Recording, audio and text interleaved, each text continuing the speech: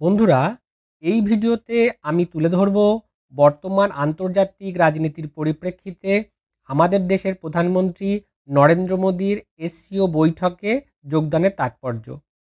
বর্তমানে আন্তর্জাতিক রাজনীতিতে এক নতুন মেরুকরণ চলছে।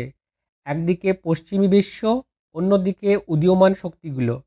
আর ঠিক এই সময়ে সাংহাই সহযোগিতা সংস্থা বা এসসিওর মঞ্চে প্রধানমন্ত্রী নরেন্দ্র মোদীর উপস্থিতি ঘিরে আন্তর্জাতিক মহলে চলছে ব্যাপক আলোচনা। কেন মোদীর এই উপস্থিতি এত গুরুত্বপূর্ণ? আসুন বিশ্লেষণ করি এর তাৎপর্য। প্রথমত, এটি ভারতের বহুপাক্ষিক কূটনীতির এক উজ্জ্বল দৃষ্টান্ত। ভারত এখন কোনো একটা নির্দিষ্ট জোটের ওপর নির্ভরশীল নয়, বরং একাধিক আন্তর্জাতিক মঞ্চে নিজের অবস্থান শক্তিশালী করছে।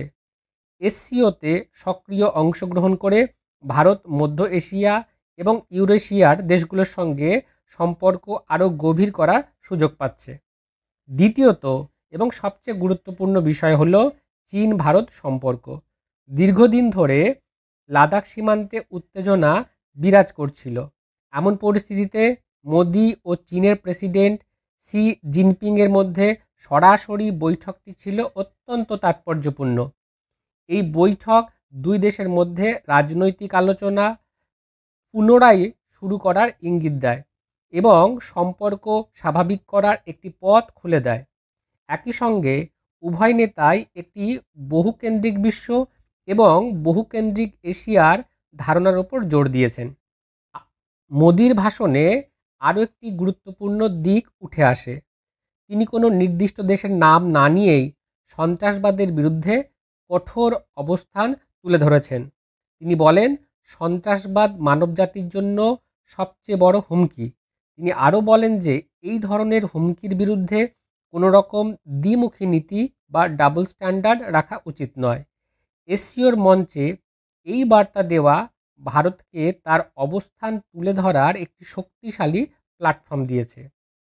এছাড়াও অর্থনৈতিক সহযোগিতা এবং কানেক্টিভিটিও ছিল এই সফরের অন্যতম মূল উদ্দেশ্য। মোদি এসসিওকে নিরাপত্তা, সংযোগ ও সুযোগ বা সিকিউরিটি, কানেক্টিভিটি এবং অপরচুনিটির মঞ্চ হিসেবে বর্ণনা করেছেন। তিনি সদস্য দেশগুলোকে ভারতের উন্নয়ন যাত্রায় অংশ নেওয়ার আহ্বান জানিয়েছেন। তবে তিনি স্পষ্ট করে দিয়েছেন যে এই ধরনের প্রকল্পগুলোতে সার্বভৌমত্ব এবং আঞ্চলিক অখণ্ডতার প্রতি সম্মান বজায় রাখতে হবে। এই মন্তব্য পরোক্ষভাবে সিপেক বা চায়না পাকিস্তান ইকোনমিক করিডরের মতো প্রকল্পগুলোর বিরুদ্ধে ভারতের উদ্বেগের প্রতিফলন দেখা যায়।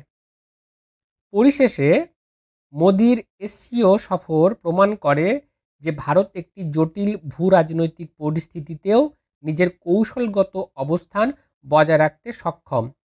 এই সফর কেবল চীনের সঙ্গে সম্পর্কের উন্নতি নয়, বরং রাশিয়া ও মধ্য এশিয়ার দেশগুলোর সঙ্গেও ভারতের কৌশলগত অংশীদারিত্বকে আরও মজবুত করেছে। এটাই হলো বর্তমান আন্তর্জাতিক পরিস্থিতিতে মোদির এসসিওতে উপস্থিতির আসল তাৎপর্য। আপনার কি মনে হয় এই সফর ভারত চীন সম্পর্ককে কোন দিকে নিয়ে যাবে? কমেন্ট করে জানান আপনার মতামত।